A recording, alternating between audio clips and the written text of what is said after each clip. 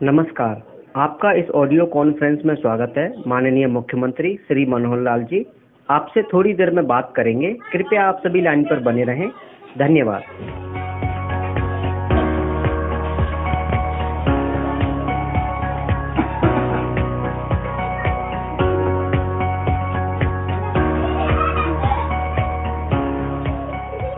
नमस्कार। आपका इस ऑडियो कॉन्फ्रेंस में स्वागत है। माननीय मुख्यमंत्री श्री मनोहर लाल जी आपसे थोड़ी देर में बात करेंगे। कृपया आप सभी लाइन पर बने रहें। धन्यवाद।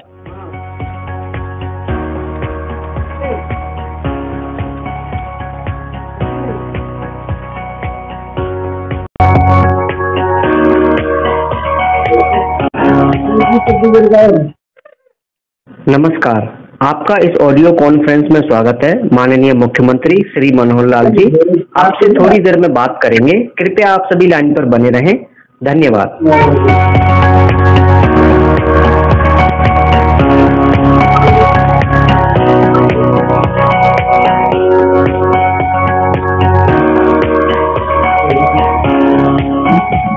नमस्कार साथियों, माननीय मुख्यमंत्री श्री मनोहर लाल जी हम सभी के साथ फोन कॉन्फ्रेंस के माध्यम से जुड़ चुके हैं, जिसके लिए मैं उनका धन्यवाद करता हूं। ये प्रोग्राम 2 भागों में होगा। पहले भाग में माननीय मुख्यमंत्री जी अपनी बात रखेंगे। दूसरे भाग में आपसे भी सुझाव या आपके मन में कोई प्रश्न हो उसको भी सुनेंगे और उसका जवाब भी देंगे। अभी मैं माननीय मुख्यमंत्री जी से अनुरोध करता हूं कि वो अपनी बात रखें। धन्यवाद।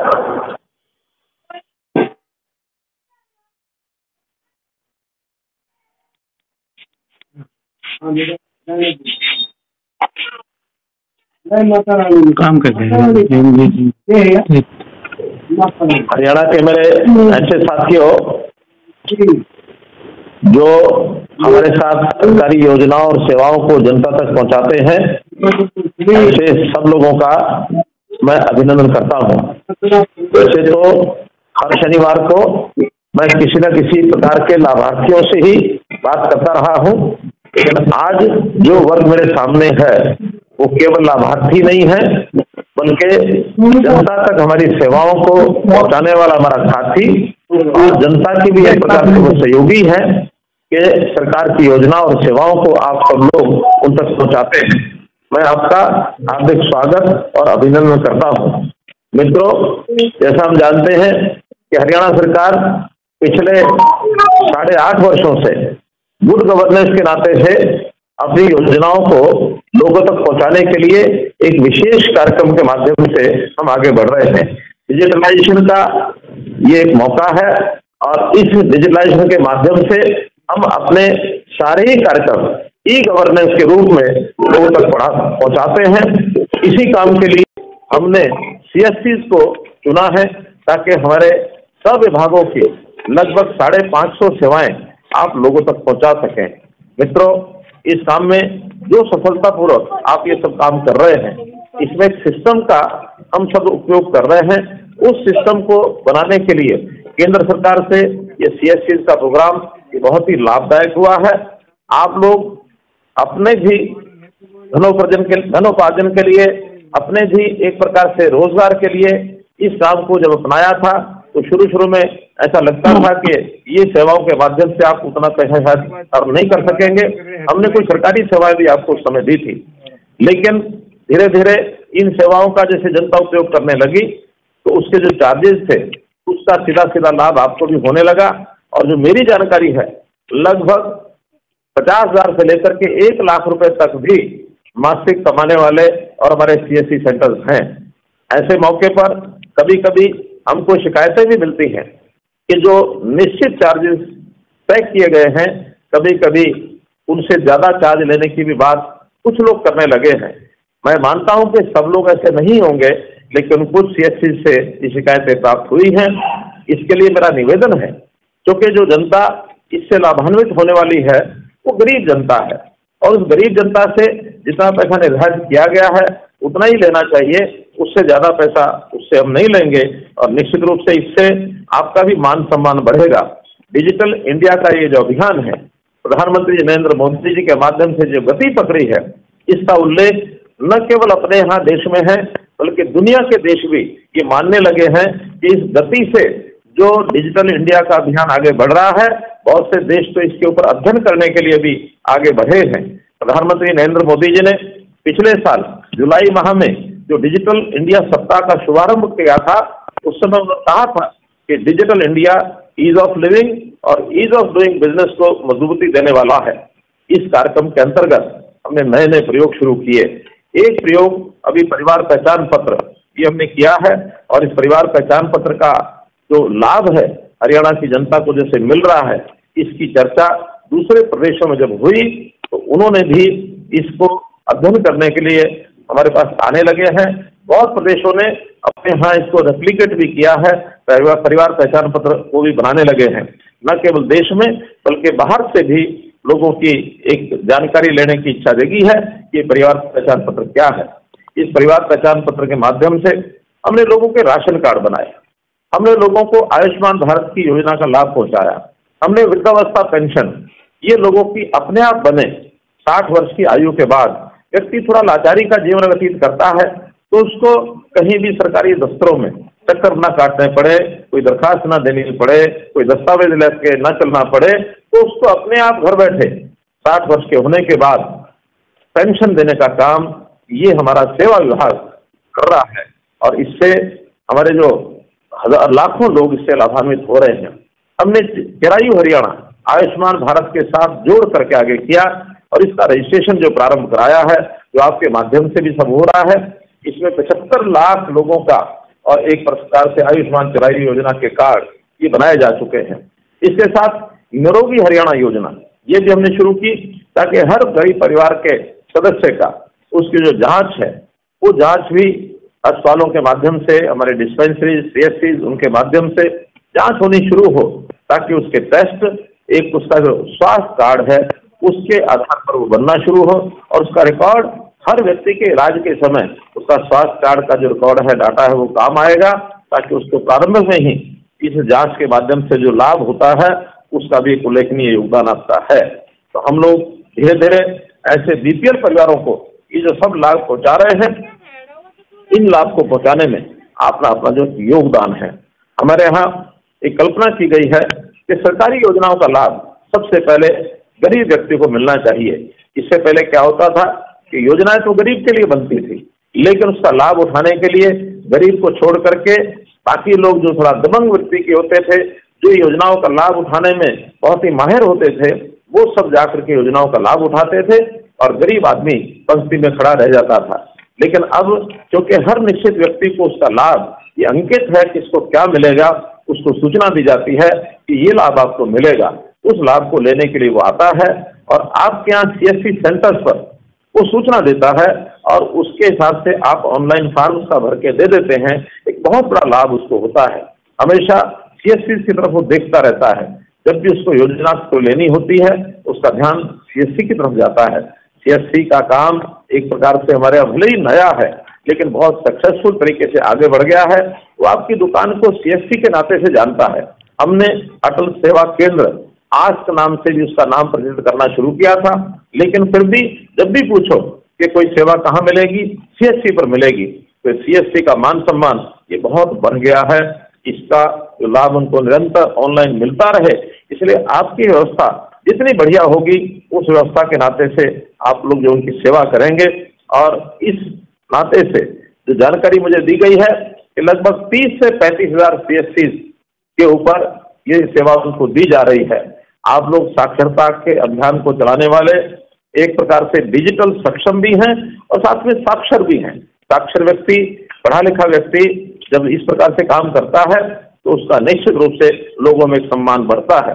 पिछले 5 मास में इस डाटा का जो उपयोग करने वाले जो लोग हैं, जिनको हम सेवाएं दे रहे हैं, 9,36,000 गरीबों के स्वास्थ्य की जांच हुई है। 62 लाख लोग lab test 62 lakh lab test ये सब किए गए हैं। तो ये सब आखिर तो इस हिसाब से हुआ है। परिवार पहचान पत्र के हिसाब से जन्म मृत्यु इसका पंजीकरण भी हमने किया है, ताकि जन्म और मृत्यु का जो पंजीकरण करने के बाद जो परिवारों का डाटा है वो रियल टाइम बेस उसकी संख्या ये हमारे पास होती है। बच्चे 0 to 6, ये जो बच्चे हैं इनका हम अलग से हमारा जो WCD डिपार्टमेंट है उसके माध्यम से उनकी चिंता करते हैं, उनका ख्याल करते हैं। 6 से लेकर के 18 वर्ष तक की आयु के जो बच्चे हैं उनका स्कूल की शिक्षा में उनका कितना दाखिला किस स्कूल में हुआ है। कुछ बच्चे जो ना प्राइवेट स्कूल में जाते हैं ना सरकारी स्कूल में जाते हैं, आखिर उनकी तलाश करना ये भी हमारे लिए इसी के माध्यम से संभव हो पाया है। इसी प्रकार जो 18 साल से 25 साल के युवा हैं, ये हायर एजुकेशन का डिपार्टमेंट उसको जो है ढूंढता है, उसको एजुकेशन के नाते या स्किलिंग के नाते उसको काम में लगे, ये प्रेरणा दी जाती है ताकि बड़ा होकर के अपने व्यवसाय को वो कर सके। इसका भी उसको जो लाभ है इसी परिवार पहचान पत्र के माध्यम से मिलता है। इससे ऊपर भी व्यावसायिक लोग, जो लोग 25 साल से 40 साल तक के हैं, जो एक प्रकार से युवा और यानी एंटरप्रेन्योरशिप में अपने योगदान को आगे बढ़ा रहे हैं, उनका ध्यान भी हमारा जो युवा और यूथ एम्पावरमेंट का जो डिपार्टमेंट है वो उसको ध्यान रखता है। 40 वर्ष से लेकर 60 वर्ष से ऊपर के लोग, सेवा विभाग इनकी चिंता करता है ताकि उन लोगों की कोई समस्या है उसको भी हम ध्यान रखें, उनकी पेंशन बनी है अथवा नहीं बनी है इसकी हम चिंता करें, उनको राशन मिल रहा है कि नहीं मिल रहा है, उनको आयुष्मान कार्ड का लाभ मिल रहा है कि नहीं मिल रहा है, ये सब चिंता सेवा विभाग करता है। और जो जो सेवाएं उनको मिलती हैं आखिर तो उनको अप्लाई करने के लिए हमेशा ये कहा जाता है कि जाइए अपने गांव की मोहल्ले की जो CSC है वहां जाकर के आप अप्लाई करिए, और अप्लाई करने के बाद ऑनलाइन सेवा सब पहुंच जाती है। अभी पिछले 2 महीने से मैं जनता की सेवा के लिए जन संवाद के कार्यक्रम कर रहा हूँ, और जन संवाद के कार्यक्रमों में मुझे ढेरों कागज मिलते हैं, ढेरों शिकायतें जो आती हैं उनको सबको एक प्लेटफॉर्म पर ला करके जन संवाद पोर्टल में हम डाल देते हैं, और उस जन संवाद पोर्टल से वो सारी जो जानकारियां हैं विभागों को पहुंचती हैं। विभाग उसको निश्चित समय में हल करता है, और हल करते समय हर एक एप्लीकेशन की ट्रैकिंग ये जब होती है तो उस व्यक्ति को जो कंप्लेनेंट होता है उसको भेजी जाती है ताकि उसको पता रहे कि मेरी जो दी गई कंप्लेंट है उसका स्टेटस क्या है। ये सब डिजिटलाइज्ड सर्विस होने के नाते से यहाँ तक जो है हम सब कर पाए हैं। तो मैं तो यही कहूँगा कि चाहे व्यक्ति को राशन कार्ड चाहिए, चाहे उसको चिरायु अथवा आयुष्मान कार्ड चाहिए, बिजली या पानी का बिल भरना हो, आयकर भरना हो, वाहन बीमा भरना हो, जीवन सुरक्षा बीमा हो, गैस बुकिंग हो, ये आदि सब सुविधाएं एक ही छत के नीचे मिलती हैं, और इनमें से बहुत सी सुविधाएं CSC सेंटर्स के माध्यम से भी उनको उपलब्ध कराई गई हैं। अभी तक ये जितने भी प्रोग्राम चले हैं और CSC के माध्यम से आपके द्वारा जो हुए हैं, अभी तक 1,72,40,000 ट्रांजैक्शन ये CSC के माध्यम से हो गई है। तो इतनी बड़ी संख्या में आप जो सब काम करते हैं, हमारी गवर्नेंस को स्मार्ट गवर्नेंस बनाने के लिए आप उपयोगी हैं। स्मार्ट गवर्नेंस यानी वो सिंपल है, वो मॉरल है, वो अकाउंटेबल है, रिस्पॉन्सिबल है एंड ट्रांसपेरेंट है। यानी इसी को मिलाकर के स्मार्ट गवर्नेंस, और स्मार्ट गवर्नेंस तभी मिलती है जब ये सब चीजें डिजिटलाइज तरीके से गवर्नेंस के माध्यम से, सुशासन के माध्यम से लोगों तक पहुंचे। तो इस सेवा का जो आप लाभ दे रहे हैं लोगों को, एक क्लिक से लोगों को जो डिलीवरी मिल रही है, इसी कारण से हमारी सरकार के बारे में कहा गया है कि सर्विस डिलीवरी की सरकार है। तो सर्विस डिलीवरी की सरकार आपके बिना संभव नहीं थी। भले ही हम कितनी योजनाएं बनाएं, हम केंद्र में बैठ करके विभाग अपनी अपनी योजना बनाते हैं, लेकिन जनता तक पहुंचाने के लिए यदि कोई माध्यम नहीं होगा, ये जो जनता का कोई सहयोगी नहीं होगा, तो पूर्ण लाभ उसको मिलना संभव नहीं है। तो आप जहां सरकार के साथी हैं, हमारे साथी हैं, वहाँ जनता के सहयोगी हैं। तो इस सहयोग के रूप में आप जो लगातार काम कर रहे हैं, इसके लिए मैं आपको बहुत बहुत बधाई और बहुत बहुत आभार प्रकट करूंगा कि इसी प्रकार से आप काम करते रहें। प्रधानमंत्री जी के डिजिटल इंडिया के अभियान में मैं कहूँगा कि आप वास्तव में डिजिटल मित्र हैं, और डिजिटल ये जो तकनीकी क्रांति है इसके आप योद्धा भी हैं। आप इसी प्रकार से उत्साह बनाए रखें और लोगों का भी उत्साह बना रहे, और इन सब सेवाओं का लाभ लोग ले सकें, इसका प्रचार प्रसार भी आप अवश्य करें। बहुत से ऐसे जो लोग होते हैं, सरकारी योजनाओं का लाभ शायद उनको पता नहीं होता कि किस प्रकार से वो लेकर रख सकते हैं। तो आप अपने यहाँ केंद्रों पर निश्चित रूप से यदि कुछ डिस्प्ले बोर्ड लगा सकें कि ये सरकार की योजनाएं हैं जिसका लाभ उनको आप दिलवा सकते हैं, तो इसका बहुत बड़ा आपका योगदान होगा। इसी शब्दों के साथ मैं आपका बहुत बहुत आभार प्रकट करूंगा इस अच्छी सेवा के लिए आपने अपने आप को जोड़ा हुआ है, अपने आप को लगाया हुआ है। बिना किसी संकोच के आप आगे बढ़ें, यही मेरी ओर से आपका बहुत बहुत धन्यवाद, बहुत बहुत आभार। मित्रों, जैसा कि मुख्यमंत्री जी ने कहा, जैसा आपको बता रहे हैं अभी कि आप सब, मैं आपसे बातचीत करूंगा और बातचीत कहने का ये मंच जो आपको दिया है, इसमें आपसे सब मैं सुनना चाहूंगा कि आपके अनुभव क्या है, आपका कुछ सुझाव है तो सुझाव भी आप निश्चित रूप से देंगे। यदि आज के वार्तालाप में सुझाव आप देने में सक्षम होंगे, क्योंकि कुछ ही लोगों से बातचीत हो पाएगी, अगर आपकी बारी ना आए और अच्छा सुझाव कोई आप देना चाहें तो निश्चित रूप से आप तो सरकार के साथ जुड़े हुए लोग हैं, अपने सुझाव को लिख करके भी हमारे पास भेजेंगे तो निश्चित रूप से उसका लाभ होगा। मैं आपको निमंत्रण देता हूं कि अब जितेंद्र जी एक एक करके आपसे हमारी बातचीत कराएंगे। अगर कोई आपकी टेक्निकल क्वायरी भी हो तो मेरे साथ CSC के हमारे जो हरियाणा के प्रमुख हैं आशीष जी, स्टेटहुड का जो काम देखते हैं वो भी जुड़े हैं, अगर कोई बातचीत आपने उनसे भी करनी हो तो आप कर सकते हैं। जितेंद्र जी एक एक करके हमारी बात कराइए। पहले कॉलर हैं धीरज धीमान जी हैं अम्बाला से। नीरज धीमान, नीरज जी नीरज जी, ये तो सब टेक्निकल लोग हैं, इनकी क्यों नहीं कनेक्शन हमारा इनके साथ जुड़ रहा है? ये तो CSC के लोग हैं, सब टेक्निकल है। धीरज धीमान जी आप अभी कॉल पे हैं अम्बाला से, आप अपनी बात रख सकते हैं। लगता है ये अब अवेलेबल नहीं है। हम मंजीत सिंह जी हैं अम्बाला से। नमस्कार सर। नमस्कार मंजीत जी। नमस्कार सर, कैसे हैं सर? बढ़िया सर। सर हमारे जी आप CSC सेंटर कहाँ है हमारा मंजीत जी? सर अम्बाला में है सर। अम्बाला प्रॉपर शहर में? सर अम्बाला गांव में, गांव बातान है सर। अच्छा, गांव बातान। हाँ जी, हाँ जी, हाँ जी सर। कैसा चल रहा है CSC सेंटर? हाँ जी सर। कैसा सेंटर चल रहा है CSC का आपका? सर बढ़िया चल रहा है सर। CSC भी अच्छी तरह जानते हैं, हमारा सेंटर बढ़िया चल रहा है सर। हर दिन कितनी ट्रांजेक्शन, एक दिन में कितनी ट्रांजेक्शन हो जाती है आपकी? सर अलग अलग सर्विस के लगाओ तो सर 20 से 25 ट्रांजेक्शन तो नॉर्मल है सर। 20 से 25 होती है तो कम से कम आपको कितना रोजाना का कोई 300-400 रुपया मिलता है कि नहीं मिलता है?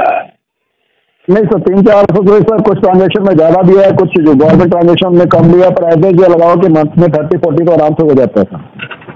35,000 आराम से हो जाता है। हाँ जी, हाँ जी, हाँ जी। बहुत बढ़िया, फिर तो 1000 रुपये से ऊपर रोज मिल जाता है आपको। बहुत आराम से सर, 30,000, 50,000 ज्यादा भी हो जाता है। हाँ जी ठीक है सर। बस रिगार्डिंग बेहतर सुझाव है सर। एक सर हाँ बताइए। दो चार मेरे वो है सर। एक तो सर ओल्ड एज पेंशन को लेके, सर बुढ़ापा पेंशन को लेके सर अभी तक सर किसी की भी ना एज वेरीफाई नहीं हो पा रही है। सर हो गए हैं, एज वेरीफाई की रिक्वेस्ट डाले हुए, उस वजह से थोड़ा प्रॉब्लम आ रही है लोगों को, उसको थोड़ा रेक्टिफिकेशन जल्दी चलाइए। हाँ जी, क्या एज वेरीफाई नहीं हो रही? एज वेरीफाई नहीं हो पा रही? हाँ सर, एज वेरीफाई नहीं हो रही, जिस वजह से बुढ़ापा पेंशन लोगों की 7-7 आधार महीने से नहीं आ पा रही है जी। हमने तो जितने एज वेरीफाइड हैं उनकी संख्या अलग कर ली है, जो एज वेरीफाइड नहीं है उनका वेरिफिकेशन कर रहे हैं। धीरे धीरे मुझे लगता है कुछ दिनों के बाद सबकी एज वेरीफाई हो जाएगी। अभी एज वेरिफिकेशन जो 58 साल से 60 साल के लोग हैं उसी का अभियान हमने चलाया, ताकि आगे 58 से 60 वाले जैसे ही 60 हो जाएंगे उनको तकलीफ दिक्कत ना आए। जो 58 से 60 सारे कंप्लीट हो जाएंगे फिर बाकी लोगों की वेरिफिकेशन का काम भी शुरू कर देंगे। सर प्रॉब्लम 60 प्लस की है, 58 से 60 को हमें पता चलो 2 साल हमके पास होता है, प्रॉब्लम है 60 प्लस की, जो 60 प्लस हो चुके हैं अभी सर। अच्छा, 60 प्लस जिनकी पेंशन नहीं बनी है उनकी वेरिफिकेशन चाहिए? हाँ हाँ, उनकी प्रॉब्लम है सर। हाँ जी, हाँ ठीक है, ध्यान में आ गया। अब हम विभाग को लगाते हैं कि 60 प्लस वालों की भी साथ साथ करना शुरू कर दें, और खास करके उनकी जिनकी पेंशन नहीं बनी है। हाँ जी बिल्कुल सर, ये तो उनका जल्दी हो जाएगा, हमारे को सही हो जाएगा, जल्दी जल्दी हो जाएगा सारा काम। ठीक है, उमा जी मेरी बात सुन रहे होंगे। एक प्रकार का ध्यान चलाइए कि जो 60 से ऊपर हो गए हैं और जिनकी अभी पेंशन हमारे रिकॉर्ड में नहीं बनी है, ऐसे लोगों की वेरिफिकेशन तुरंत करानी चाहिए। ठीक है, ठीक है सर, बढ़िया। तो दूसरा कुछ हमारे सर कुछ हमारे इशू हैं, जैसे पेमेंट्स के रिगार्डिंग, जैसे भी फैमिली आईडी की हमारी पेमेंट है अभी तक कोई भी रिलीज नहीं हुई है सर। आपने आदेश दिया था कि सही बनेगी, तो लेकिन पेमेंट सर शुरू से अभी तक किसी को शुरू से सर जब से फैमिली आईडी बनी है सर किसी की पेमेंट प्रॉपर नहीं आ रही है, किसी की 400 रुपये, किसी की 500 रुपये ऐसे पेमेंट आई है सर। अच्छा, यानी जो फैमिली आईडी की जो पेमेंट होनी है वो आपके भी बकाया है, कितने महीने की बकाया है सर? अभी तक तो सर शुरू के दो महीने की है, उसके बाद आई नहीं कोई पेमेंट सर। अच्छा, 2 महीने की आई, बाकी नहीं आई है। ठीक है, ये विषय भी ध्यान में आ गए, इसको हम करवाते हैं, सॉल्व करवाते हैं। ठीक है सर। और क्या सर? बाकी तो सर एक हमारे यहाँ अम्बाला की ग्राम सचिवालय की कोई पेमेंट नहीं अभी तक पेंडिंग है सर।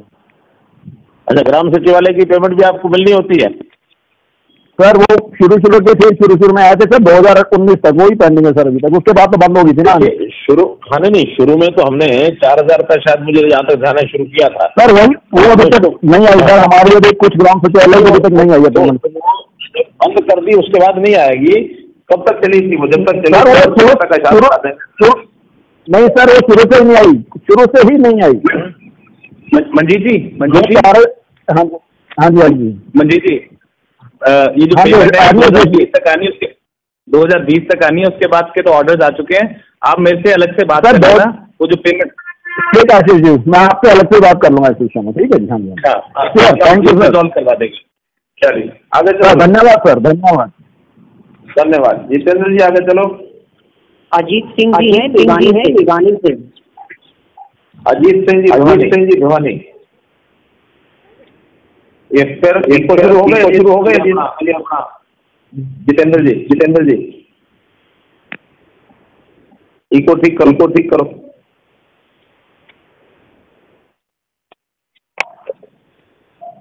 जितेंद्र जी जी माननीय जी अभी करते हैं।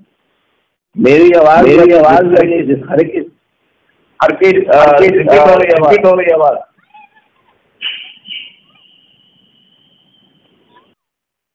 देखो टेक्निकल फॉल्ट है कोई। हो गया ठीक? जी हो गया। हाँ चलिए, अब मिलाओ, किससे मिलाना? अजीत सिंह।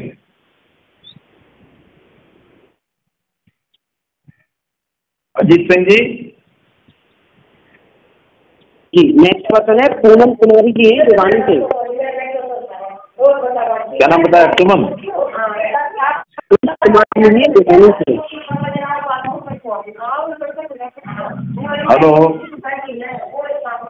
हेलो सुमन कुमारी जी। हेलो, हाँ कौन बोल रहा है? सुनील बात कर रहा हूँ सर। हाँ सुनील जी बताइए, आपकी सीएससी कहाँ है भिवानी में? सर ये चरखी दादरी डिस्ट्रिक्ट में पड़ती है, पहले भिवानी में था, अब चरखी दादरी डिस्ट्रिक्ट हो गया है। अच्छा, कौन सा गांव है? और ये जगराम बास है सर, बारडा ब्लॉक में। अच्छा जगराम बास। तो ये बताइए कि जगराम बास में आप सीएससी चला रहे हैं, लोग आते होंगे, तो लोगों की क्या कंप्लेंट ज्यादा है जिससे हम जिसको ठीक कर सकें?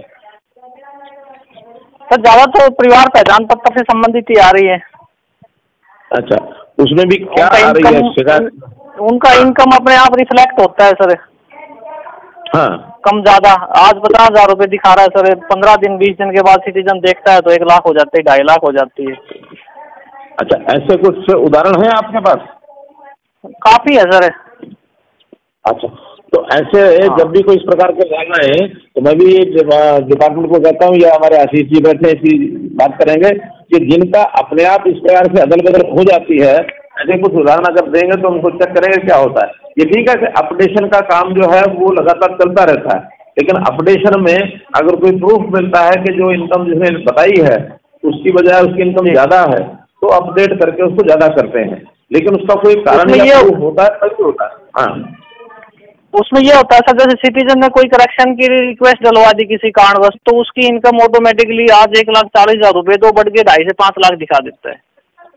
ये वो तो अपडेशन जब हो जाएगी उसका कोई हम प्रूफ देंगे, बताएंगे ना उसको। अगर 1,40,000 से 2.5 लाख हुई है तो कारण रहा होगा ना। आज एक महिला मेरे पास आई, उसने कहा कि मेरा जो है राशन कार्ड नहीं है, मेरा राशन कार्ड बनवाओ। मैंने भेजा डिपार्टमेंट को, तो डिपार्टमेंट ने आधे घंटे मुझे बताया कि बेटे के साथ रहती है और इसका बेटा जो है वो 3 साल से इनकम टैक्स भर रहा है। 1,80,000 से ऊपर इनकम टैक्स वाला तो हो ही जाता है। सर वो तो एक्सक्लूजन होता है, उसमें तो हम भी देख लेते हैं। लेकिन वो एक्सक्लूजन तो होता है ना डिपार्टमेंट जो। जी जी सर बोलिए। मान लो किसी के बच्चे की, घर वाले की कोई नौकरी लग गई जी। अब जब नौकरी लगेगी और 15,000 रुपये महीना उसकी अगर नौकरी लगी तो 1,20,000 तो एक महीने बढ़ जाएगी, एक मिनट लगेगा। और ये कैप्चर करता है कि जैसे नौकरी लगेगी उसी दिन कैप्चर करते ही उसकी इनकम बढ़ जाएगी। तो हमारा जो काम है अगले की इनकम एक्चुअल इनकम है तो उसका इनकम बढ़ जाए, ये तुम्हारा काम है। लेकिन गलत बढ़ी हो तो उसको चेक करें। सर जैसे मेरे पास एक सिटीजन आया था जिसमें 100% हैंडीकैप था, वो उस फैमिली में 4 मेंबर थे और उसकी इनकम 2.5 से 5 लाख रुपए हो रखी थी। हाँ तो एक बार उसका भेज दीजिए हमारे पास, आप परिवार पहचान पत्र भेजिए, अभी लिखवा सकते हो लिखवा दीजिए, मैं भी चेक कर। अभी तो मुझे याद नहीं, बाकी कोऑर्डिनेटर कहोगे तो मेरे को ऐसा कोऑर्डिनेशन दे दो, मैं बता दूंगा। आशीष जी कोऑर्डिनेट करेंगे आपसे। मेरे को ना व्हाट्सएप कर देना उनका ट्रिपल ID, ठीक है? ठीक, आशीष शर्मा सर। हाँ जी हाँ जी हाँ जी। आपके जानकर बिठा रखा है मैंने अपने साथ। जी सर जानते अच्छे से जानते अच्छे से, ये जानते हैं मैं जानता हूँ, आपको जानते हैं। एक PPP में ऑपरेटर ने काम किया, जून के बाद उनकी पेमेंट रिलीज नहीं हुई सर काफी टाइम से। हाँ वो पहले विषय आ गया, अगर जिसकी पेमेंट बाकी है उन सबको एक हम परफॉर्मा भेजेंगे या मैसेज देंगे कि किस किस की कितनी पेमेंट बची है, उस मैसेज में सब डाल दें और सबका एक साथ रिलीज कराएंगे। अब क्यों रुकी है मुझे भी जानकारी नहीं है, लेकिन रुकनी नहीं चाहिए। अगर ग्राम सचिवालय की रुकी है तो वो 2020 से पहले की होगी तो मिलेगी, 2020 के बाद तो होगी हो गई है। परिवार पहचान पत्र में जो वेरिफिकेशन किया था ना ऑपरेटर ने, अच्छा उसका पैसा। हाँ तो उसमें भी हमको देखना होगा कि उसकी कितने % ठीक निकला, कितने % गलत निकला, क्योंकि परिवार पहचान पत्र में भी जो गलतियां की हैं वो डाटा ऑपरेटर की बहुत हुई हैं, और डाटा ऑपरेटर की अगर गलतियां हैं तो पैसा नहीं मिलेगा, बल्कि अगर कहीं ज्यादा गलतियां निकली तो उसको फाइन भी होगा। सर उसमें इनकम वेरिफिकेशन का पैसा है मोस्टली। हाँ नहीं इनकम वेरिफिकेशन गलत के देखना पड़ेगा ना। अब मेरे एक मित्र के पास फोन आ गया है डाटा एंट्री ऑपरेटर का, फोन पर पूछता है कि आपकी इनकम कितनी है। अगर फोन पर पूछ के लिखेंगे तो कौन बताएगा, अगर फोन पर पूछ के लिखा गया और गलत निकला तो सबके कटेंगे, और कटने के बाद अगर ज्यादा गलत निकला तो उसको फाइन भी करेंगे। ये बहुत गंभीर काम था जो हमने करवाया है, और इस गंभीर काम को अगर हमारे डाटा एंट्री ऑपरेटर्स ने ही लापरवाही से किया तो लापरवाही तो बर्दाश्त नहीं होगी ना। हम तो इसलिए ये करवाया है कि लोग सच बोलें, और सच बोलने में अगर माध्यम हमारा मीडिया वही गड़बड़ करेगा तो फिर हम क्या करेंगे। चलिए आगे चलो जितना। ओके सर ठीक। रोहतास कुमार जी है चरकी दादरी से। रोहतास जी। हाँ नमस्कार सर। जी नमस्कार। हेलो रोहतास जी। हाँ बोलिए रोहतास जी। हाँ जी। हाँ क्या आपकी कहाँ है CSC? CSC मंगोली चरखी दादरी में है सर। मंगोली। हाँ जी। हाँ तो क्या है आपके CSC मंगोली? तो आपके CSC पर लोग आते हैं तो उसमें लोगों की भी शिकायत या आपका कोई सुझाव हो तो आप बताइए। सर एक तो सुझाव ये है, जो ओल्ड एज पेंशन बनती है इसका ऑप्शन नहीं है CSC के ऊपर, और जिनकी उम्र बढ़ाने की नहीं बढ़ाने की सुविधा क्या चाहिए आप CSC को? तो वो पहले लिंक था ना सर बनाने का, तो अब उनकी 60+ हो चुकी है, उनकी उम्र वेरीफाई नहीं है सर फैमिली ID में। वो मेरे पास आपसे पहले जो एक कॉलर ने मुझे बताया है वो मैंने बता दिया आगे कि पहले तो 58 से 60 वालों का वेरीफाई कर रहे थे, वो तकरीबन हो गई है, क्योंकि अगले 2 साल तक जिनकी भी पेंशन बढ़नी है 58 से 60 वालों की है। अब 60 से ऊपर जिनकी पेंशन अभी नहीं बनी है, और हमारे यहाँ जिसकी आयु 60 से ऊपर लिखी हुई है, इमीडिएटली उसकी वेरिफिकेशन करना हम शुरू कर देंगे। इनकी करके फिर जिनकी बनी हुई है उनकी भी करेंगे, क्योंकि अभी 4 दिन पहले ही मुझे एक उदाहरण मिला महेंद्रगढ़ में। एक व्यक्ति ने कहा कि मेरी पेंशन कट गई, तो हमने पूछा क्यों कटी है, तो उन्होंने हमें रिकॉर्ड चेक करके बताया कि जी इसने पेंशन अब 62 साल का आज है वो, लेकिन उसकी पेंशन 7 साल पहले बनी है, 55 साल में बनवा ली इसने। तो जो 55 साल ने बनवा ली है तो 5 साल उसकी वापस उसका रिफंड तो कराना ही पड़ेगा। 55 से 60 का रिफंड कराने के लिए आज वो 62 का हो गया, उसकी पेंशन कट गई, कि जब वो पिछड़ा रिफंड हो जाएगा फिर दोबारा तब चालू करेंगे। अब ये काम भी तो आखिर वेरिफिकेशन के बाद ही हुआ ना, पहले तो नहीं हो सकता। हाँ वेरीफाई तो हमने सब करने, इनको मिल रही है उनकी भी, इनको नहीं मिल रही है उनकी भी। एक सर जैसे आधार में तो आयु पूरी हो चुकी है लेकिन उसकी वेरीफाई नहीं, और दूसरा जो आधार है वो क्या है उस आयु का? नहीं, आधार में जो आयु है वैसे तो वही ठीक है, लेकिन साथ में 10वीं का जो सर्टिफिकेट है वो नहीं, काफी ऐसे हैं जो जिनकी आयु 60 के आसपास है, उनके पास 10वीं की सर्टिफिकेट तो है ही नहीं, ये अपना जन्म प्रमाण। नहीं, फिर तो आधार वाला ही माना जाएगा। हाँ, तो वो वेरीफाई नहीं हो रही। दूसरा डॉक्यूमेंट मांग रहे हैं, जैसे वोटर कार्ड है तो वोटर कार्ड में मिसमैच है, जो आधार वाली है वो है नहीं। चलिए, इसका एक अभियान लेंगे कि कोई ना कोई एक सीक्वेंस बनाएंगे कि पहले ये है तो ठीक है, ये नहीं है तो दूसरा ये नहीं है तो तीसरा ये। जैसे एक हमने कहा था किसी के बड़े बेटे की या बेटी की आयु 42 साल है, तो 42 साल वाले का हम अपने आप मान लेंगे 60 साल का हो गया। अच्छा, क्योंकि फैमिली आईडी जो है, एक ये फैमिली आईडी सर, इनमें तो इनकम वाली भारी प्रॉब्लम चल रही है। काफी ऐसे हैं जिनकी इनकम वेरीफाई ही नहीं हो पाती, ब्लॉक में जाते हैं तो वो कहते हैं कि इनकम अप्लाई कर दो। तो इनकम अप्लाई करते हैं महीना निकलता है, वो वेरीफाई नहीं हो पाती। कई तरीके उससे इनकम के मैंने बताए तो हैं, लेकिन फिर भी उस तरीके में कई लोग फिट नहीं हो रहे। फिर तो ये है कि जो वेरिफिकेशन का पहले आप लोगों के माध्यम से कराया था, अब उसमें बहुत सी कमियां निकल रही हैं। तो जो कमियां निकल रही हैं तो जरूरी नहीं है कि जो डाटा एंट्री ऑपरेटर लिख दिया वही फाइनल है, उसके बाद भी हमारे पास जो डाटा और आता है उस डाटा के हिसाब से, जैसे बिजली का बिल है। अब बिजली का बिल तो आप नहीं ठीक कर सकते, पहले हमने 9,000 रुपया रखा था कि साल का 9,000 होना चाहिए, फिर बाद में लगा कि 9,000 कम है, इसको 12,000 कर दिया। आज इसका डोमेस्टिक 12,000 से ज्यादा बिल है तो उसको मान ही लेंगे कि 81 से ऊपर हो गया। इसलिए किसी किसान ने 4 लाख रुपए से ऊपर अपनी फसल बेची है, फर्म कटाया है, तो उसको मान ही लेंगे कि हाँ 1,80,000 से ऊपर है। अब केवल उसमें छूट उनको देंगे जिन्होंने ठेके पर जमीन ली है। ठेके पर लिया तो उसको कुछ छूट देने जा रहे हैं कि उसको 4 लाख की बजाय थोड़ा ऊपर माना जाए, तो उसको पैसा ठेके पर लिया है तो उसका मान लेंगे। और भी ऐसे कुछ आधार बनाए हैं जिसके ऊपर मानेंगे कि हाँ, अब जैसे कुछ सरकारों ने 4 व्हीलर मान लिया कि अगर किसी बात 4 व्हीलर है जिसके नाम से, उसको 180 से ऊपर कर देंगे।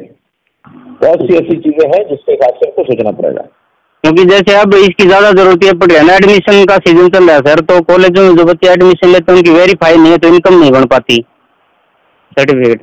नहीं, इनकम सर्टिफिकेट तो उनको चाहिए ना अपनी फीस माफ कराने के लिए। हाँ, वो कॉलेज में जैसे जो ओबीसी वाले हैं, एससी वाले हैं, उनके लिए इनकम सर्टिफिकेट की जरूरत है ना, तो उनकी वेरीफाई नहीं हो पाती, काफी दिन निकल जाते हैं। ओबीसी वालों का तो हमने सबका 6 लाख वालों के कर रखी वेरीफाई कि 6 लाख अगर किसी का होगा तो उसको जो क्रीमी लेयर के नाते से उसी का फायदा उसको मिलेगा जो 6 लाख से कम है। अच्छा, बाकी को नहीं मिलेगा। फिर भी ये जो कमियां हैं, इन कमियों में कुछ ना कुछ हम लगे हैं लगातार कि जिनकी कम है वास्तव में और लिखी हुई ज्यादा है, ऐसे कुछ उदाहरण आप लोगों से मांगेंगे, आप बताएंगे तो उनके ऊपर काम करेंगे कि इनकी इनकम को कैसे वेरीफाई किया जा सकता है। लेकिन सेल्फ डिक्लेयर्ड इनकम को हम वेरीफाइड इनकम नहीं मान सकते, क्योंकि सेल्फ डिक्लेयर्ड में तो हर किसी की आदत होती है 5 लाख है तब भी वो 180 दिखाएगा। हाँ, ये तो काफी था सर, पहले तो काफी था ये। तो उसको आप लोग भी कोई सहयोग करिए कि उसकी एक्चुअल इनकम कैसे नापी जाए। तो आपके पास कुछ सुझाव हो तो दीजिए। ये सुझाव तो यही सर, जैसे जो गांव लेवल पर सीएससी वाले हैं, गांव जिस गांव में बैठे हैं उसी गांव का है, तो लगभग उसको पता ही है कि किस परिवार की कितनी आय है। हाँ, उसके हिसाब से वेरीफाई होनी चाहिए और फिजिक जोड़ेंगे साथ नंबरदार है, उसके माध्यम से उसकी वेरिफिकेशन हो। अब कई बार क्या होता है कि सामने वाला बोलने वाला कुछ बोलता है लेकिन उसका प्रूफ ऐसा मिल जाता है कि उसमें उस प्रूफ के आधार पर उसकी कम कर ही नहीं सकते हैं। अब जैसे नौकरी है, नौकरी किसी घर में होगी तो अपने आप ऑटोमेटिकली बढ़ जाएगी, कम हो ही नहीं सकती, क्या करोगे उसका? हाँ, ये बिल्कुल, ये तो हर साल बदला सकती सर इसकी तो रेगुलर हर साल नहीं, रेगुलर होगा। जिस दिन नौकरी लगी उस दिन इनकम बढ़ जाएगी। हाँ, जिससे रिटायर हो जाएगा उस दिन इनकम कम हो जाएगी। और रिटायरमेंट वाली भी एक ऐसी 2-3 दिक्कतें हैं सर, रिटायरमेंट हो रही है उनकी जो इनकम है वो रिक्वेस्ट भी डलवा दी, वो कम नहीं हो पा रही, 1-1.5-2 महीने हो गए उनको। चलो, ऐसे कुछ नाम जो है हम सबसे लेंगे और अगले बार यही कराएंगे कि हर एक सीएससी वाला को कहेंगे 10 नाम आप भेजो, ताकि 30-35 हजार लोग हैं, इनके 10 नाम लेंगे तो 3-3.5 लाख लोगों की स्टेप आपके माध्यम से ले लेंगे हम और सर्वे कराएंगे फिर। ठीक है? ठीक है सर। चलिए आगे चलो भाई। देवेंद्र सिंह जी हैं फरीदाबाद से। हेलो।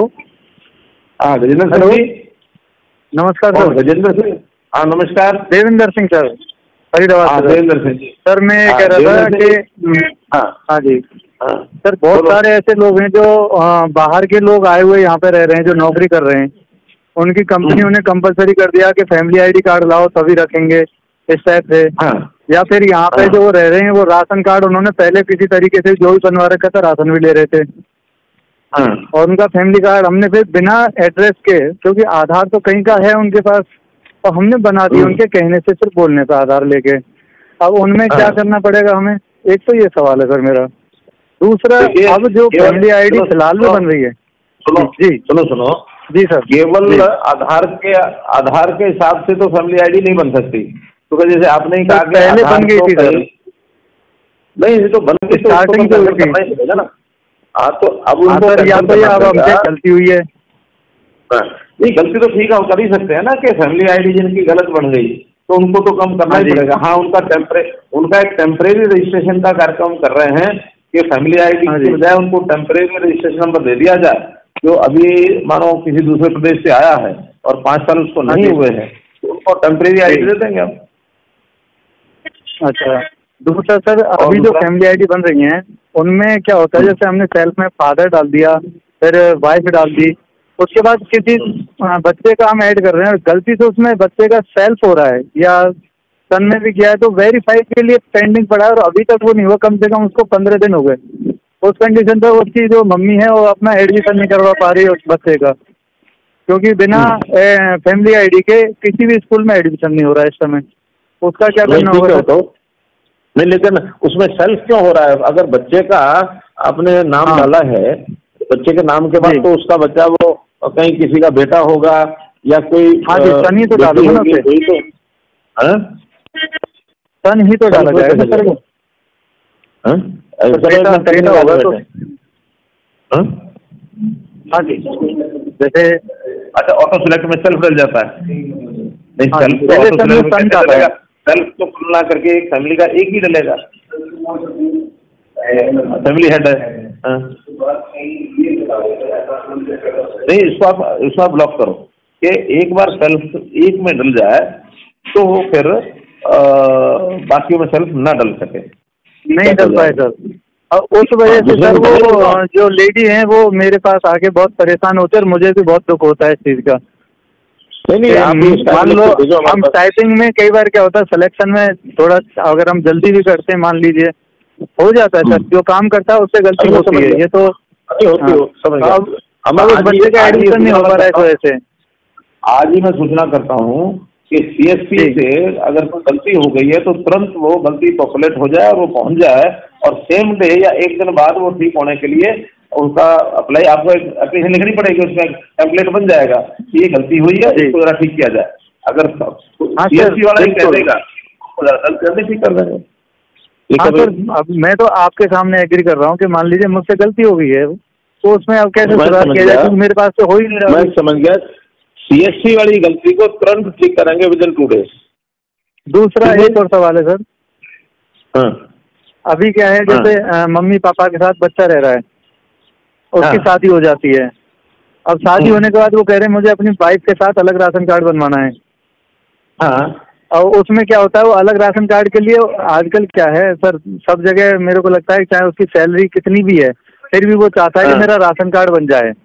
मैंने ये देखा है, मैं ग्राउंड लेवल पर बैठा हूँ, पर मैं उनसे यूँ नहीं कह सकता कि भाई आप ये काम मत करवाइए, ठीक है आपको फैमिली आईडी अलग बनवानी है, बनवा कह दिया। अरे भाई बड़े कह दिया करो, मैं कह देता हूँ तो आपको नहीं कह सकते? मैं प्रदेश का मुख्यमंत्री होने के साथ ये कह सकता हूँ कि 180 से ऊपर आपकी है मानो इनकम, तो आपको नहीं बनवाना पड़ा राशन कार्ड। आपको क्या डर है? आपने वो कहते हैं कि हमारा अलग फैमिली आईडी बना दीजिए, वो कहते हैं हमारी फैमिली आईडी अलग बनाई। मैं कहता हूँ फिर वो बिजली का बिल लाइए, और कहते हैं हमारे नाम से मकान नहीं है तो हम अलग कहाँ से लाए बिजली का बिल। तो मैंने कि अपने पापा के साथ रहिए, कि पापा के साथ नहीं, हम अलग रहते हैं, दूसरे ऊपर वाले फ्लोर पे रहते हैं। मैंने कहा उधर मीटर लगवा लीजिए अलग अपना। तो उस कंडीशन में सवाल जवाब तो सर हम काफी करते हैं, बट उसके बाद भी वो लोग चक्कर लगाते हैं और हमारा भी थोड़ा सा समय खराब होता है। और हमारी कई बार इस चीज के पीछे कि आपने पहले बताना चाहिए था, हमें अलग करो, सर वो समझते भी नहीं है कई बार। तो हम उसको कैसे वो करें कि भाई अलग फैमिली आईडी करना हो हमें बिना बिजली के। इसका रास्ता बढ़िया सा निकालते हैं, निकालते हैं। ठीक है सर, ठीक है, थैंक यू सर, ओके, धन्यवाद। आगे चलो भाई। बलराज जी हैं फतेहाबाद से। बलराज जी, हाँ बलराज जी।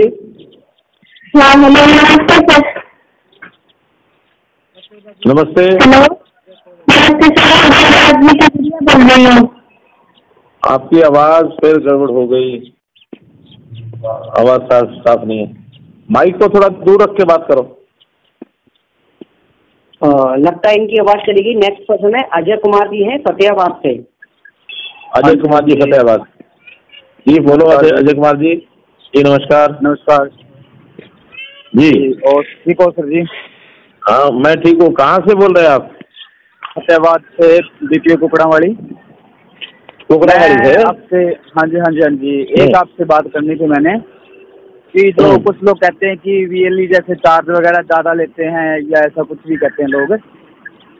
देखो ऐसे पता क्या होता है, आजकल ऐसा सिस्टम चल गया है कि जिसके पास सीएससी नहीं है ना, वो भी एक ही गांव में 2-2, 3-3 प्राइवेट दुकानें करके ज्यादा एक्स्ट्रा चार्ज ले रहे हैं। फिर सीएससी के पास तो आपको पता है ऐसा सिस्टम हो गया कि कोई आता ही नहीं है। ज्यादातर प्राइवेट जाते हैं लोग, करवा लेते हैं उनसे, लोग ज्यादा चार्ज ले लेते हैं, फिर वो कहते हैं सीएससी वालों ने ज्यादा ले लिया। हालांकि सीएससी वाले तो कई बिल्कुल सही चार्ज ले रहे हैं, लेकिन जो प्राइवेट हैं, मेरा सुझाव ये है कि जो सीएससी वीएलई वाले काम कर सकते हैं ना, वो प्राइवेट बंदे क्यों कर सकते हैं? जो भी जैसे आयुष्मान भारत कार्ड है वो सीएससी वीएलई के द्वारा, उसके फिंगर के द्वारा बनना चाहिए था, लेकिन आम आदमी हर जनता का आदमी, हर बंदा बना रहा है प्राइवेट बैठ के। वो 100 ले रहा है, कोई 200 भी ले रहा है, कोई 300 भी ले रहा है, ऐसे लोग ले रहे हैं। तो मेरा सुझाव यही है कि जो सीएससी के थ्रू जो सर्विस दी जाए वो सीएससी वीएलई के सिवाय खुलनी भी नहीं चाहिए। नहीं, सीएससी का जो काम होता है हर एक कंप्यूटर के ऊपर जो करता है वो एससीओ के उसका लॉग बुक बनती है, कितना काम जैसे कंप्यूटर। आयुष्मान वाला जो काम था जी, वो हर कोई वीएलई कर रहा था, वीएलई तो कर ही कर रहा था, लेकिन जो प्राइवेट बंदा था वो भी किसी दूसरे की सीएससी लेके वो भी कर रहा था उसी काम को। उसका जो रेट होता है लिखा हुआ, उस रेट का हम बिल निकाल के, पर्ची निकाल के दे सकते हैं। हम वाले को देते ही, हम तो देते हैं, लेकिन प्राइवेट बंदे कर रहे हैं ना, वो ले रहे हैं नाजायज पैसे। लेकिन बात में वीएलई पे आ जाती है कि वीएलई ने ज्यादा चार्ज ले लिया।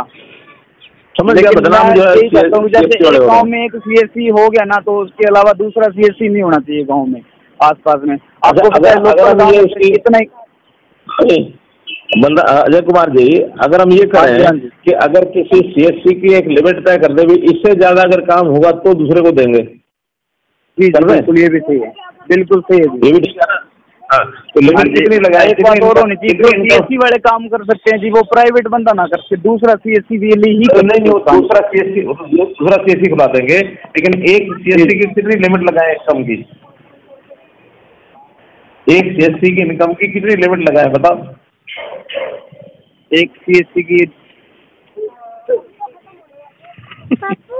नॉर्मल इनकम देख लो सर जी आप, जो आप सीएससी के लिए एक सीएससी के लिए मैक्सिमम लिमिट कितनी लगाए, ताकि इससे ज्यादा अगर इनकम हो जाए फिर देखो लिमिट एक सीएससी वीएलई के लिए जैसे नॉर्मल इनकम माने तो लगभग 18-20 हजार रुपए नॉर्मल सी बात है। सब खर्चा निकाल के अगर बच जाए तो ठीक है जी। 20,000 रुपये महीना अगर मिल जाए तो ठीक है। हाँ जी, अगर 20,000 रुपये महीना मिल जाए तो ठीक है। जी जी जी बिल्कुल ठीक है। अच्छा मैं आज ऐसा तय करता हूँ कि 20 की बजाय 25,000 रुपये तय करता हूँ कि 25,000 रुपये की इनकम किसी की हो जाए तो उसके बाद उस गाँव में दूसरी सीएससी का दे देंगे लाइसेंस। सुझाव दे दोगे? जी देख लो, दे दूँ सुझाव?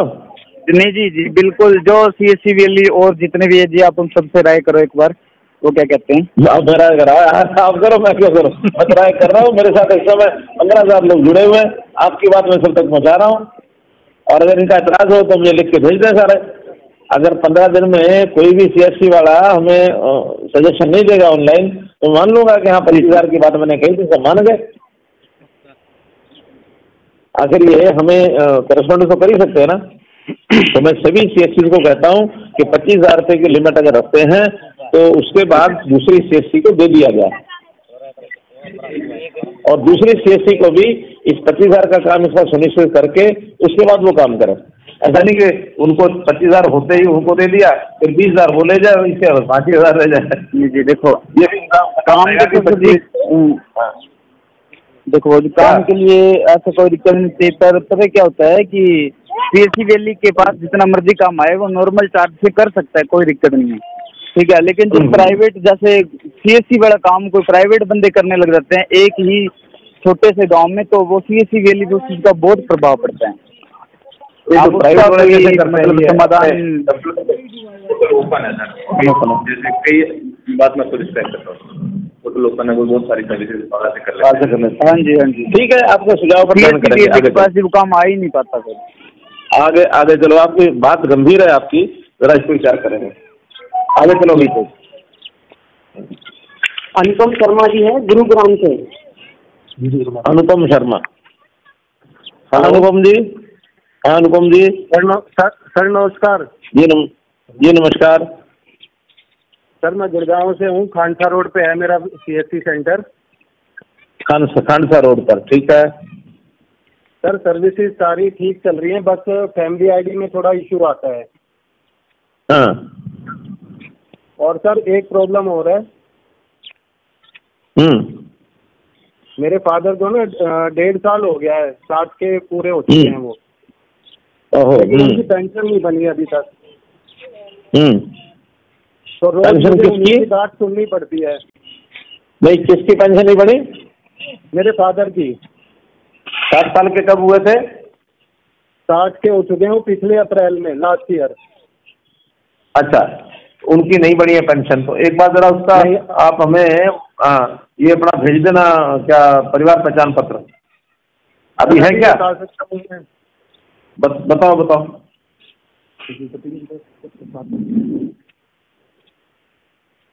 सर मैंने उनकी डेट ऑफ बर्थ भी वेरिफिकेशन करवा दिया है, सारा हो गया है। आप फैमिली ID बताओ। 1 मिनट सर।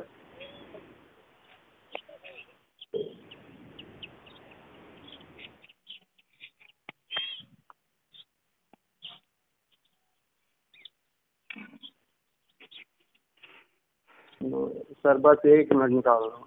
आप ऐसा करो, अपना फोन नंबर बता दो। सर 9811 9811 80 41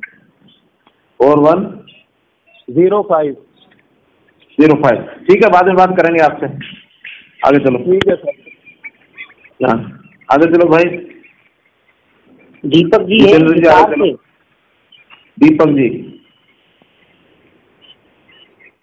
दीपक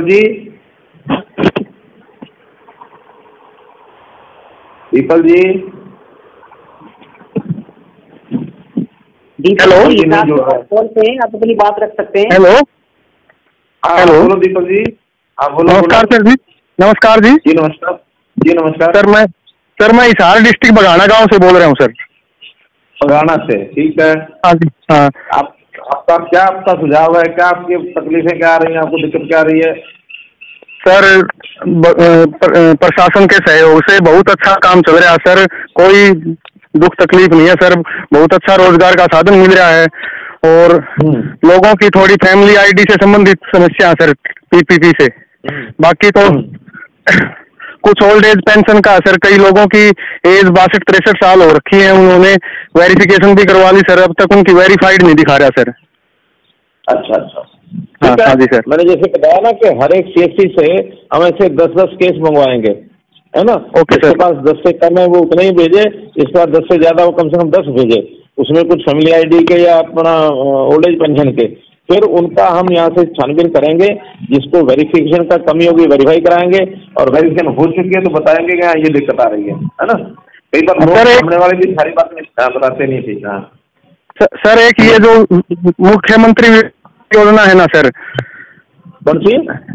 मुख्यमंत्री विवाह शगुन योजना सर।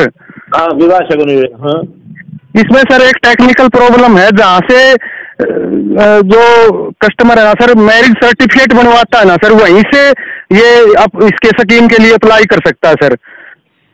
अच्छा। हाँ सर, इसको कंपलसरी ना किया जाए। मान लिया मैरिज सर्टिफिकेट तो बंदा कहीं बनवा लेता है सर, लेकिन वो फिर स्कीम के लिए अप्लाई करने जाता है ना सर, वो किसी दूसरे के पास से अप्लाई नहीं कर सकता सर। नहीं, मैं जगह यानी स्टेट की बात कर रहे हैं या डिस्ट्रिक्ट की बात कर रहे हैं या क्या बात कर रहे हैं? स्टेट नहीं सर, जैसे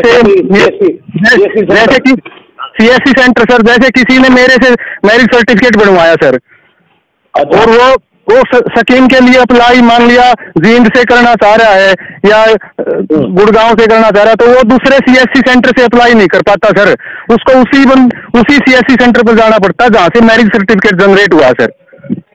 ऐसा तो नहीं होना चाहिए तो सर, ऐसा ही है सर। एक बार आप इस बारे में डिस्कस करना सर, टेक्निकल टीम से एक बार डिस्कस करना सर।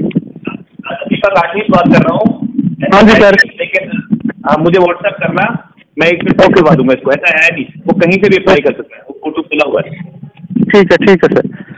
हाँ, हम ले लेंगे आपको एनी डेस्क से लेके, एक बार बता देंगे। ठीक है सर, थैंक यू सर। चलिए आगे चलो। हेमंत जी हैं झज्जर से। हेमंत जी, हेमंत जी। हेलो, नमस्कार जी। हाँ, नमस्कार। हेलो। हाँ, कहाँ से बोल रहे हैं? मैं हरियाणा झज्जर से सर। झज्जर से। हेलो। कौन सा गांव है? गाँव बिरोड़ सर। बिरोड़, ठीक है। तो आपको बताइए कोई अच्छा सुझाव बताइए, कोई क्या आपका अनुभव आ रहा है CSC में? CSC का सर बहुत अच्छा अनुभव है सर, सभी सर्विसेज बहुत बढ़िया है सर, लेकिन फैमिली आईडी की रिगार्डिंग ही सर इस लोगों के। क्या कठिनाई आ रही है फैमिली आईडी में? सर जैसे कि इनकम वेरिफिकेशन वाला हो गया, और एक ये जैसे कि बिजली के मीटर वाला नहीं है सर, ये इशू है सर। नहीं, बिजली का तो पहले 9,000 रुपये था, अब हमने 12,000 रुपये कर दिया। जी सर। हाँ, तो 12,000 में भी उनका इनकम 180 से कम है क्या? क्या सर? 12,000 रुपये से बिल अगर ऊपर आएगा बिजली का, तो उससे बात भी 180 से नीचे इनकम हो सकती है क्या?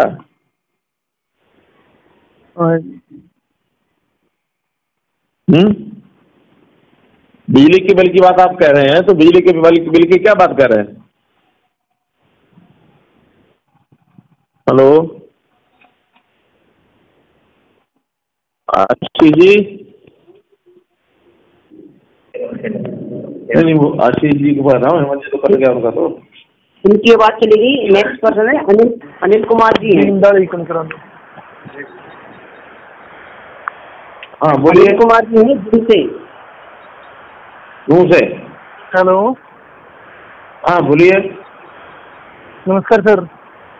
हाँ नमस्कार, अनिल जी बोलो। सर अनिल बात कर रहा हूँ, Jangra printer CSC centre Narwana से। नरवाना जींद से? अच्छा, मैं तो जी सर, नरवाना जींद से।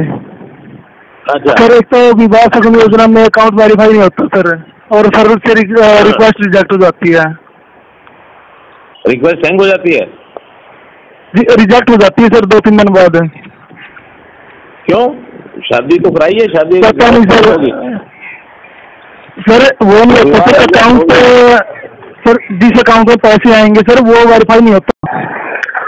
अच्छा, तो कोई ऐसा तो नहीं है कि उसके आधार के साथ अकाउंट दूसरा जुड़ा हुआ और यहाँ को और लिखवा दिया हो, क्योंकि उसको आधार के साथ भी जोड़ना पड़ता है उस अकाउंट को?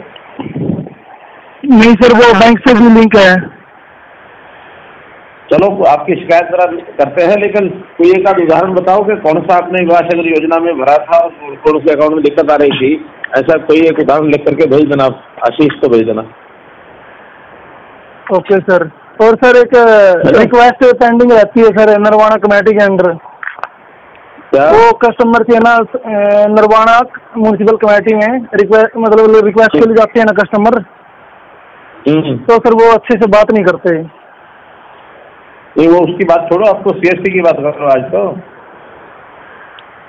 आज तो आपके यहाँ जो कस्टमर आए वो हंसता खेलता जाए, आप नरवाना म्यूनिसिपल कमेटी की बात ना करो। सर। और एक सर फादर नेम है मदर नेम है ना सर, जैसे कोई भी एक दो अक्सर मिसमैच रहता है और खुद के जो कैंडिडेट है उसके में अलग होता है, तो नाम चेंज नहीं होता सर फिर, और ना उसका कास्ट सर्टिफिकेट बनता। नहीं फिर बताओ क्या बोला सर? जैसे मेरा खुद का नाम है अनिल कुमार, मेरा नाम है, मेरा फादर नेम रिचपाल है। ठीक है। तो सर जैसे मेरे पापा का आधार कार्ड में रिचपाल सिंह है और मेरे डॉक्यूमेंटों में अकेला रिचपाल है, तो अगर उसकी रिक्वेस्ट लगाते हैं तो वो जो मेरे फादर के आधार कार्ड में रिचपाल सिंह वही उठाता सर।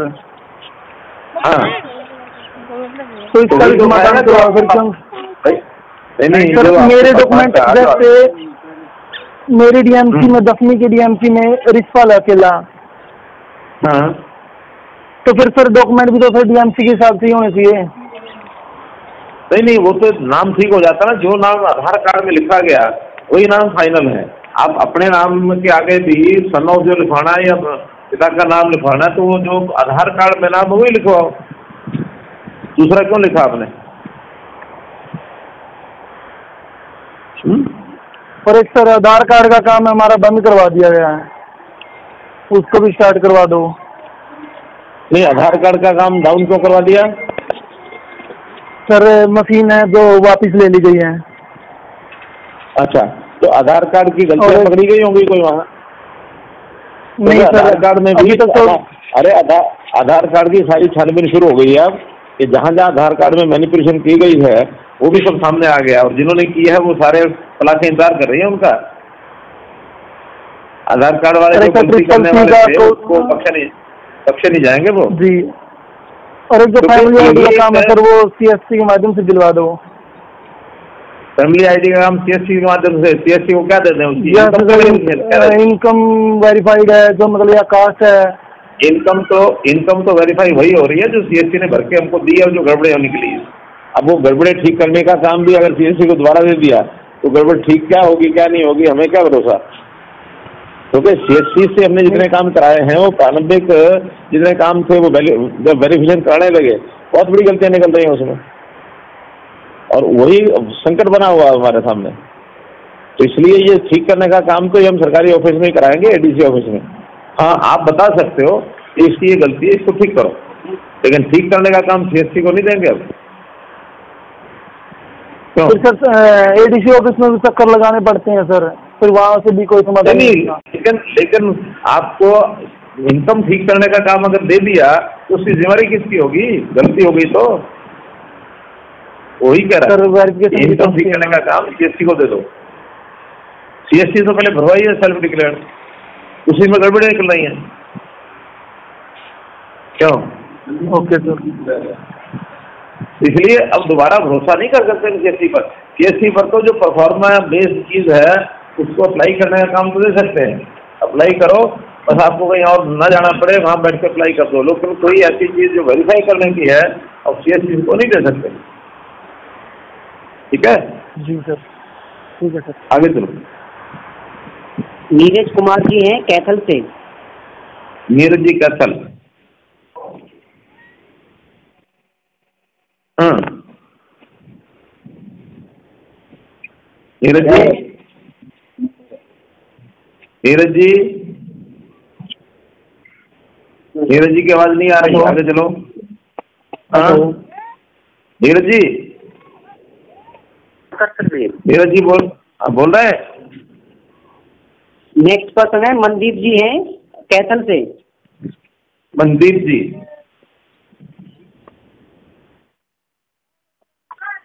हाँ मनदीप जी, हाँ बोलो भाई। मनदीप जी आप कैथल से कॉल पे हैं, आप अपनी बात रख सकते हैं। हेलो नमस्कार सर। आगे चलो, हाँ बोलो बोलो। हेलो, हाँ बोलो मनदीप जी। सर मैं मनदीप बोल रहा हूँ कैथल से, तो सोड़ा गाँव से।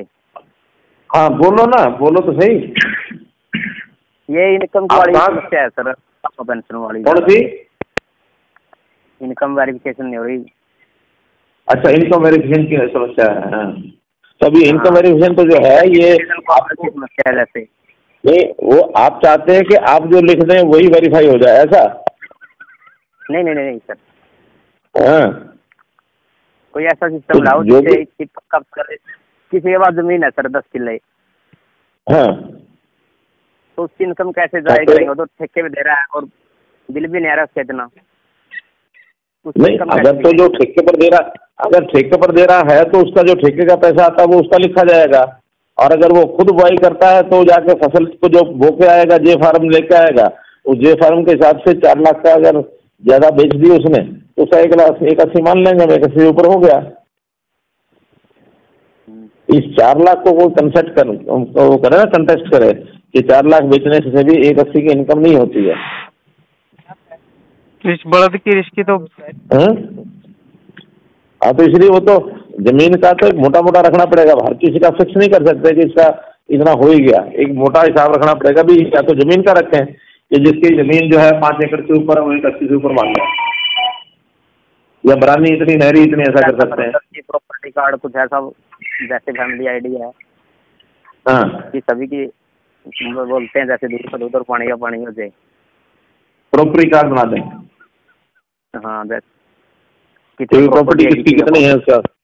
हाँ, इस SC वैली को तो नहीं सबकी जानकारी होती कि किसके पास कितनी प्रॉपर्टी है। अब हमने एक बार रखा था कि 1 करोड़ से ऊपर की प्रॉपर्टी है तो उसको ये चीजें नहीं मिलेंगी। उसमें भी लोग चिल्लाए थे 1 करोड़ तो आज एक मकान छोटा सा है वो 1 करोड़ का बन जाता है।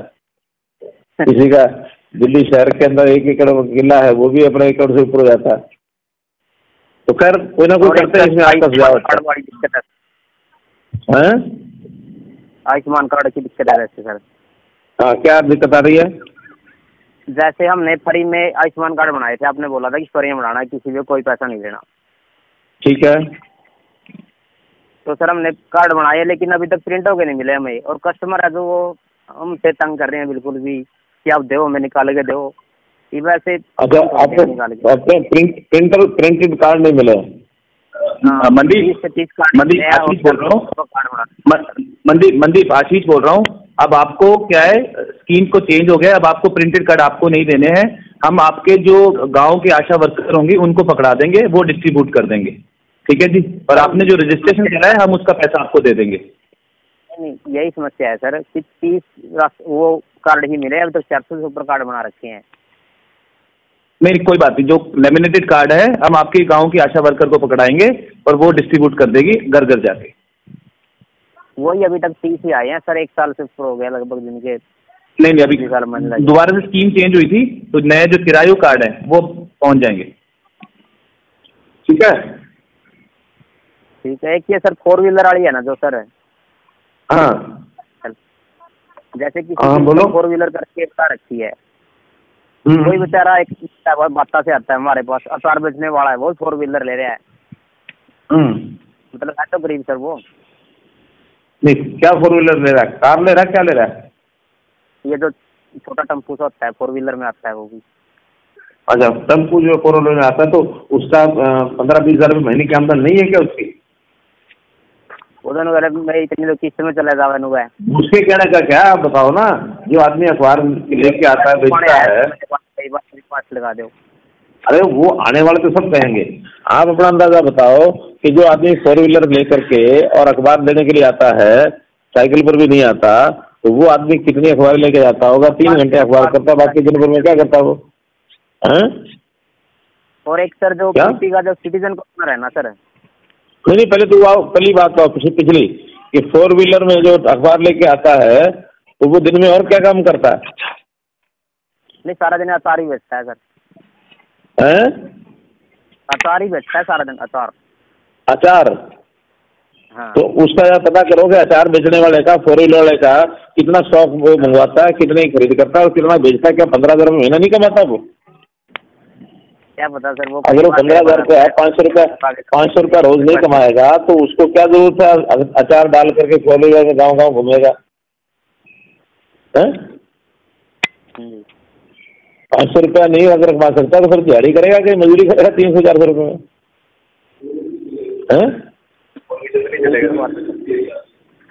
तेल तो चलो सस्ते में जाएगा, इनकम की बात है। हाँ, इनकम अगर 500 रुपये की रोज की नहीं है तो वो 4 व्हीलर क्यों चलाएगा वो? चलिए, तो ठीक है, और क्या? चलिए जितेंद्र जी। हाँ जी जितेंद्र जी, जैसे सर एक बिल की वजह से इनकम बढ़ रही है लोगों की। कौन सा बिल? बिजली का बिल? हेलो, इनकी आवाज चली गई है माननीय। हाँ जितेंद्र जी, एक आदमी करनाल का और करा दो बस, आपका जिला करनाल आया हुआ। जी जी, करनाल का एक आदमी करा। गौरव कुमार जी है करनाल से। गौरव कुमार जी। अब डबलिंग होगी आवाज की। कितना हुई है पहले वाला, तो पहले वाला बंद अपने हाथ में होना चाहिए ना, हम उसको म्यूट कर देंगे। हरिराम जी है करनाल से। हरिराम जी बोलो। हरिराम जी करनाल से आप कॉल पे हैं, आप अपनी बात रख सकते हैं। हरिराम जी, चलिए हरिराम जी अब मस्त हो गए। चलिए जितेंद्र जी धन्यवाद। आज सब मित्र जो जुड़े हुए हैं सबका बहुत बहुत धन्यवाद। बहुत अच्छे अच्छे विषय आप लोगों ने रखे हैं और आम जनता की तकलीफें वो आपने रखी हैं। किसी का आयुष्मान कार्ड की बात है, किसी की फैमिली आईडी की बात है, किसी की और जो समस्याएं आपने बताई हैं उन सब समस्याओं को संबंधित अधिकारियों ने सुना है, उसको जल्दी हल करेंगे। और आप लोगों को निवेदन करेंगे कि आप 10-10 ऐसी शिकायतें हमारे पास भेजिए, उनकी फैमिली आईडी लिखिए, उनका नाम लिखिए, उनका फोन नंबर लिखिए और क्या समस्या ये एक लिखिए, 4 बातें लिख करके आप हमारे पास भेजें। अगर एक एक CSC से 10-10 भी अगर कॉल्स आएंगी, यानी इस प्रकार की शिकायतें आएंगी, तो 30,000 लोगों की 3 लाख हमारे पास आ जाएंगे। हम उसका सबका हल करेंगे। बहुत बहुत धन्यवाद।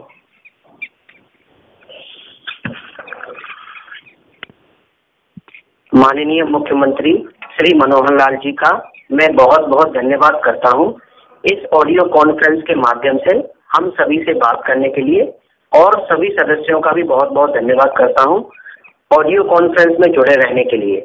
अब आप अपने फोन कॉल को डिस्कनेक्ट कर सकते हैं। धन्यवाद।